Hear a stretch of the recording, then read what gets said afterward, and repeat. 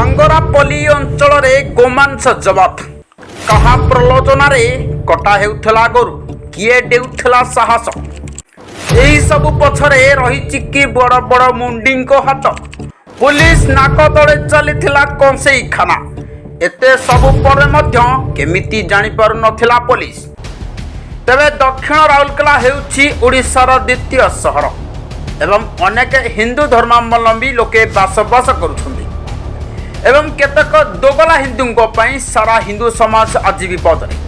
तेरे दक्षिण राउरकेला टांगरापल्ली अंचल झारपड़ा बस्ती में गत शनिवार संध्या समय गोमांस काटी बिक्री बेले कौन सूत्रु खबर पाई बजरंग दलर किछि कर्मी सेठारे जाई पहुंची पुलिस को खबर देथिले। तेरे टांगरापल्ली पुलिस घटनास्थल में पहुंची कटा जाइथिबा गोमांस जबत करने सहित धरा पड़िथिबा 2 जन को थाना को आनिथिला।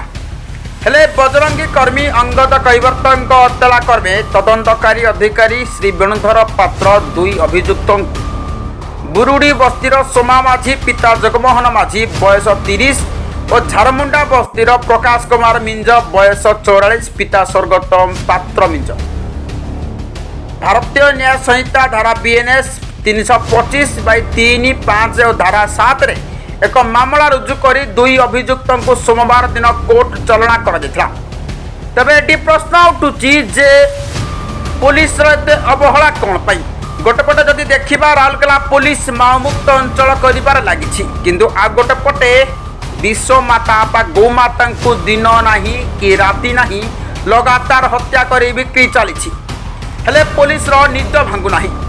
तबे सही 2 अभियुक्त ठारू गोमांस काटिबारे व्यवहृत होइतिला 2टी टांगिया 3टी पनिक 2टी छुरी गोटे कटुरी सहित 60 किलोग्राम गोमांस जबत कर जबत गोमांस को थाना अधिकारी निरंजन सेठी निर्देश क्रमे माटी तले पोती नष्ट कर दिया।